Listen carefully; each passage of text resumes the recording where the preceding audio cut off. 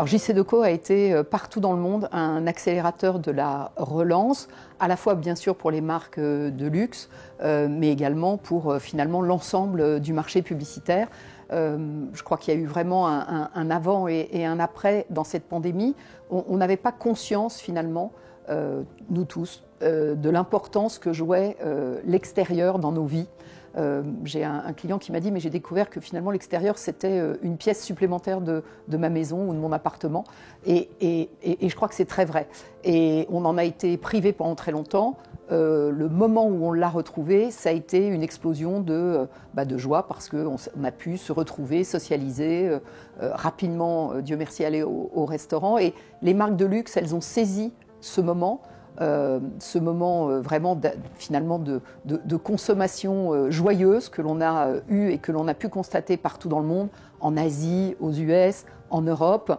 Ça a été aussi pour les marques une capacité à se rematérialiser dans la vie physique, même à un moment où leur boutique éventuellement n'était pas encore ouverte, mais elle donnait rendez-vous. Et ça, c'est très important. C'est vraiment un signe physique. Et puis, c'est toujours aussi la possibilité pour les marques de luxe de venir mettre en avant leurs nouveautés, mais également, éventuellement, dans le panorama de ce qu'elles ont à proposer. Par exemple, une collection homme ou une nouvelle ligne, par exemple, de joaillerie qui n'est pas encore connue. Ce qui a été très intéressant aussi pendant les 18 derniers mois, c'est de constater comment le média Out of Home, avec son extension numérique, permet finalement de façon extrêmement souple et finalement sans couture de faire des rebonds sur les réseaux sociaux, des rebonds via des technologies. Ça peut être la technologie S4M que l'on a développée dans 14 pays, qui est une technologie qui permet d'amplifier une campagne out of home sur le mobile via, une technologie qui permet d'aller faire du géofencing autour des dispositifs.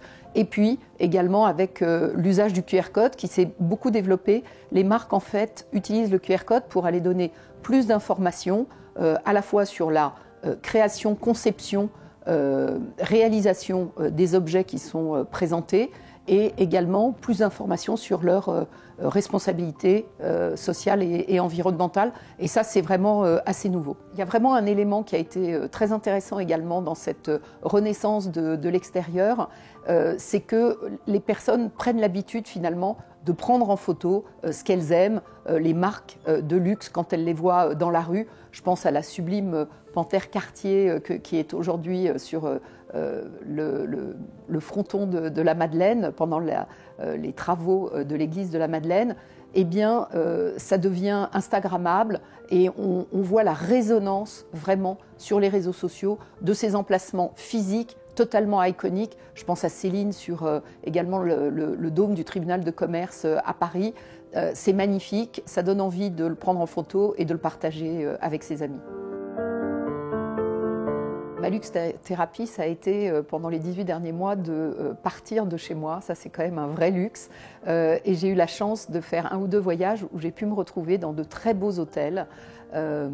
Et on redécouvre, c'est très amusant de voir combien on redécouvre le plaisir d'un très long bain moussant en lisant dans une très belle salle de bain ou tout simplement de retrouver le cocon d'une très jolie suite d'hôtels.